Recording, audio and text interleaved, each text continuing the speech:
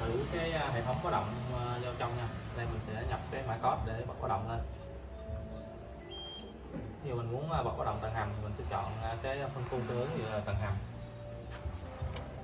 Đó, hệ thống sẽ tiến một khoảng thời gian exit delay. Như tầng hầm mình sẽ đi ra đây một con cảm biến ngoài đây. Giờ nó bắt được chuyển động của mình.